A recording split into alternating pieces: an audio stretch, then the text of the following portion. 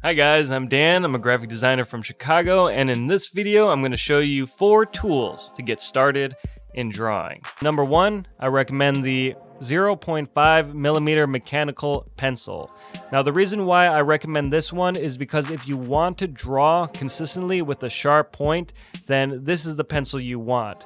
The 0.5mm lead is a bit thinner than the 0.7mm lead, which is a more common lead to find in mechanical pencils. So when you're drawing with this pencil, the 0.5mm, your drawings are going to come out much more detailed, more consistently, which is why I recommend it. Number 2. The second tool I recommend that you get to get started in drawing is a large eraser. Now, the small eraser found on your pencil works okay. It's good for erasing fine details or text that you need to correct, but it's just not going to cut it in the long run. When it comes to drawing large pictures, you need to have this large eraser to erase big parts of the picture when you make mistakes. Number 3, get a clear, see-through ruler.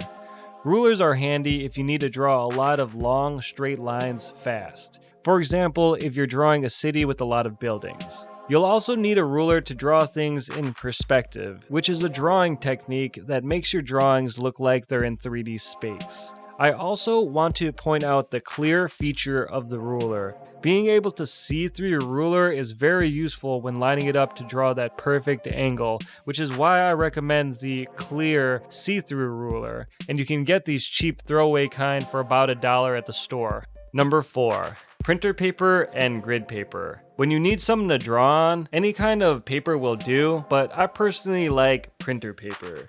These loose pieces of paper make it easy for me to jot down my ideas on the spot. I just grab and go. It helps keep my ideas free-flowing. Now I want to mention grid paper. I recommend that you get grid paper as well. Drawing on grid paper makes it easy for you to see when your drawings are not proportioned correctly and when things are off-centered. So if you practice on grid paper, soon enough you'll be able to naturally detect when your drawings look off so that you can correct them. Then you'll see the quality of your drawings will be much better. Alright guys, that's the end of the video. Thank you so much for watching. If you're looking to learn the art of art and graphic design, then this is the channel for you. Have a great night guys, and I will see you in the next video. Bye!